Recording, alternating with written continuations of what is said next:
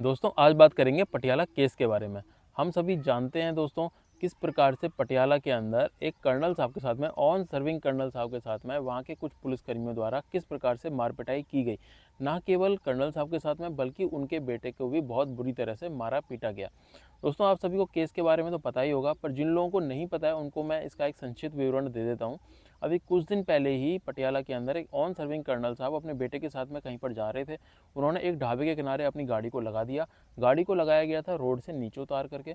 थोड़ी ही देर में पीछे से एक गाड़ी के अंदर कुछ पुलिसकर्मी आते हैं और गाड़ी को हटाने को लेकर के उनके साथ में उनकी कहासुनी बहसबाजी हो जाती है। पुलिसकर्मी कर्नल साहब के साथ में मारपिटाई शुरू कर देते हैं।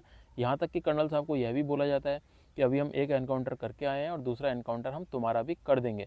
जो कर्नल साहब को बचाने के लिए उनका बेटा बीच में आता है तो उनके बेटे को भी बहुत बुरी तरह से मारा पीटा जाता है।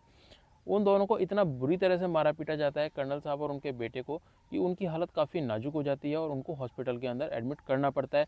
उनकी हालत अभी भी काफ़ी नाजुक बनी हुई है। इतना बड़ा घटनाक्रम होने के बाद भी पुलिस महकमा उनकी एफआईआर तक लॉन्च नहीं करता है। वो तो शुक्र है वहाँ के कुछ एक्स सर्विसमैन का, वहाँ के वेटरन्स का, जो कि रोड पर आए, पुलिस महकमे के खिलाफ उन्होंने धरना प्रदर्शन किया, काफ़ी बवाल हुआ। उसके बाद जाकर के पुलिस महकमे ने उनकी एफआईआर दर्ज करी। 10:30 स्टेटमेंट रेडी करके उन्होंने पुलिस वाले ने आके ले ली थी। एफआईआर का मतलब होता है first person who comes and give the statement. राती 2 बजे मैं पुलिस ਨੂੰ ਬੁਲਾਇਆ कि ਇਦਾਂ ਦੇ ਹਰਕਤ ਹੋਈ ਹੈ जी। सारी घटना तुसी देखी है, पता ही है। वो दिल्ली तो आए सी और मैं I am not in a state now. मैं 2 घंटे 3 घंटे ਦੀ ਤੇ ਬੈਠੀ ਹੋਈ ਆ। ਕਦੇ ਕਿਸੇ ਨੂੰ ਮਿਲਣਾ, ਕਦੇ ਕਿਸੇ ਨੂੰ। ਪੁਲਿਸ ਸਾਰੀ ਮੈਨੂੰ ਐਸਐਸਪੀ ਸਾਹਿਬ ਨੇ ਜਿੱਦਾਂ ਪਟਿਆਲੇ ਹੈਰੈਸਮੈਂਟ ਹੋਈ ਹੈ, ਆਈ ਜਸਟ ਵਿਸ਼ ਕਿ ਮੈਨੂੰ ਇੱਥੇ हैरेसमेंट ना होए। मैनू मैं मिलन मेरी सुनवाई ते करो, मैनू देखो तो सही मेरे को जो रिकॉर्ड्स हैं। मैं जी एसएसपी साहब नू सारी वीडियोस दिखाई उन्होंने दी माफीनामे दी। वो वीडियोस देखने तो बाद भी एसएसपी साहब इदा दी गेम खेड गए मेरे नाल कि एफआईआर उन्होंने ओपन टापे दे नाम कर दी। किना दा नाम है एसएसपी साहब, मीडिया च आके बोलो अजे तक डरदे क्यों पे हो? 12 बंदियां दे नाम लेंदे डरदे हो तो तुसी पंजाब नू किद्दां संभालोगे? पटियाला दे रक्षा किद्दां करोगे? दोस्तों क्या पटियाला जैसी घटना हमारे देश में पहली बार हुई है? बिल्कुल भी नहीं। अभी कुछ दिन पहले ही हमने देखा किस प्रकार से केरला के अंदर एक लेफ्टिनेंट कर्नल साहब के साथ में वहाँ के कुछ लोकल नेताओं द्वारा बहुत बुरी तरीके से मारपिटाई की गई। उससे पहले हमने उड़ीसा के अंदर देखा, उससे पहले एमपी के ग्वालियर के अंदर देखा, उससे पहले हमने राजस्थान के जयपुर में भी देखा कि वहाँ पर किस प्रकार से एक जवान को पुलिस वालों द्वारा बुरी तरीके से मारा पीटा गया। यहाँ तक कि दोस्तों अभी कुछ दिन पहले हमने अभी उत्तर प्रदेश के अंदर ही देखा कि एक भूतपूर्व ब्रिगेडियर साहब के साथ में कुछ लोकल द्वारा मारपिटाई की गई। तो दोस्तों ऐसी घटनाएं अभी हमारे देश में बैक टू बैक होती ही जा रही हैं और ये बढ़ती ही जा रही हैं।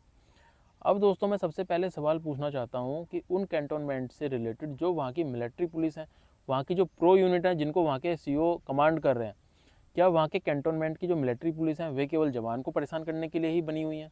वो केवल जवान की ही सीट बेल्ट चेक करने के लिए बनी हुई हैं? क्या वो केवल जवानों को गाड़ियों से रोक करके उनकी कार डायरी चेक करने के लिए बनी हुई हैं और थोड़ी सी गलती मिलने पर उनकी रिपोर्ट लिखने के बाद में उनके सीईओ को फॉरवर्ड कर दी जाती है? क्या ये मिलिट्री पुलिस उसी काम के लिए बनी हुई है?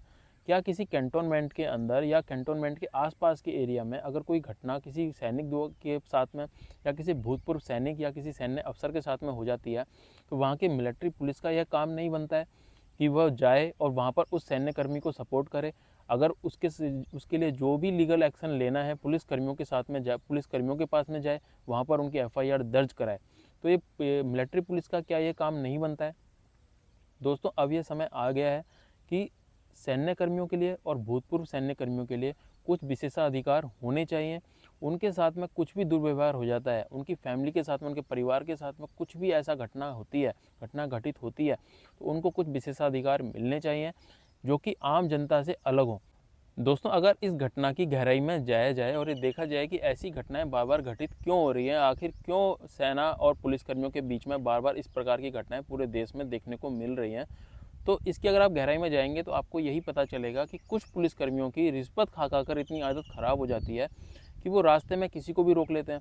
वो रिक्शे वाले को रोक लेंगे, ठेले वाले को रोक लेंगे, उनसे 50-50 रुपये ले लेंगे, ट्रक वाले को रोक लेंगे, उनसे 100-50 रुपये ले लेंगे। तो उनकी नज़रों में सारे ही रोड पर चलने वाले लोग इसी प्रकार के हो जाते हैं कि वो किसी को भी रोक सकते हैं और किसी से भी रिश्वत ले सकते हैं या किसी के साथ में भी मार पिटाई कर सकते हैं। अब दोस्तों जो भारतीय सैन्य कर्मी होते हैं, जितने भी इंडियन आर्मर्ड फोर्सेस के जवान होते हैं, ऑफिसर्स होते हैं, चाहे वह एयरफोर्स हो, नेवी हो, इंडियन आर्मी हो, वो केवल जीते ही अपनी रिस्पेक्ट के लिए हैं, अपनी इज्जत के लिए हैं। उनको सबसे प्यारी अपनी इज्जत होती है, इज्जत से प्यारा उनको कुछ नहीं होता है। अब इस प्रकार का दुर्व्यवहार अगर पुलिस कर्मियों द्वारा सैन्य कर्मियों के साथ में किया जाता है तो वह उसको बिल्कुल भी बर्दाश्त नहीं कर सकते हैं, और इसी वजह से ये घटनाएं घटित होती हैं जिसमें पुलिस कर्मियों द्वारा सैन्य कर्मियों के साथ में दुर्व्यवहार किया जाता है और सैन्य कर्मी इस चीज़ को बर्दाश्त नहीं करते हैं। मैं सेना के कुछ उच्च अधिकारियों से भी यह सवाल पूछना चाहता हूं जो कि दिल्ली में बैठे हुए हैं, क्या उनको इन सारी घटनाओं को देख करके सरकार के सामने मुद्दा यह नहीं उठाना चाहिए? उनको क्या सैन्य कर्मियों के लिए विशेषाधिकार के बारे में बात नहीं करनी चाहिए? दोस्तों अब तो ये घटनाएं सैन्य अफसरों के साथ में भी होने लग गई हैं। अब वो कब तक ये इस बात को लेकर के चुप बैठे रहेंगे? अभी तक ये घटनाएं दोस्तों सैन्य जवानों के साथ में होती थी, और अभी भी निश्चित रूप से मैं ये बात बोल सकता हूँ कि सेना के जवानों के साथ में अभी भी ऐसी ही घटनाएं देश के हर भाग के अंदर हो रही हैं। गाँव के अंदर बैकवर्ड एरियाज़ में अगर आप जाएंगे तो सेना के जवानों को अपने हक के लिए लड़ाई लड़नी पड़ रही है, पर वो बात अलग है कि उनकी घटनाएं सामने नहीं आ पा रही हैं, हाईलाइट नहीं हो पा रहे हैं ऐसे ऐसे मुद्दे।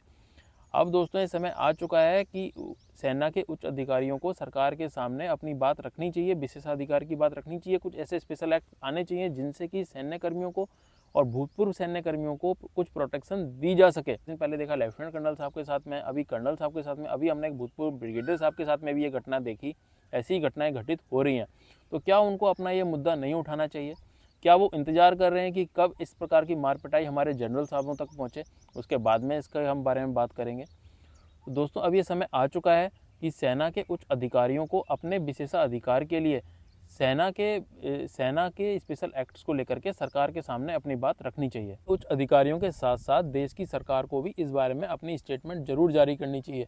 डिफेंस मिनिस्टर इस मुद्दे के ऊपर अपनी चुप्पी नहीं साध सकते हैं, उनको भी इस बारे में अपनी स्टेटमेंट जरूर जारी करनी चाहिए कि उन्होंने इस बारे में क्या एक्शन लिए। दोस्तों क्या सरकार केवल यही सोच करके खुश है कि जिस प्रकार से हमारे काफ़ी सारे सैन्य अधिकारी, सैन्य कर्मी, सेना के जवान सीमा के ऊपर शहीद हो जाते हैं, तो उसी प्रकार से अगर 2-4 सेना के जवान हमारे देश के अंदर भी शहीद हो जाएंगे तो उससे कुछ फ़र्क नहीं पड़ेगा? दोस्तों ये बहुत ही बड़ी घटना है और इस बारे में सरकार को भी निश्चित रूप से ज़रूरी कदम उठाने चाहिए। दोस्तों इस घटना को लेकर के आपकी क्या राय है, कमेंट सेक्शन में ज़रूर बताइएगा। आपको वीडियो अच्छी लगी तो उसको लाइक करें, शेयर करें, चैनल पर न्यू आए हैं तो चैनल को जरूर सब्सक्राइब करें। मिलते हैं ऐसी नेक्स्ट यूजफुल वीडियो के अंदर, तब तक के लिए जय हिंद, वंदे मातरम।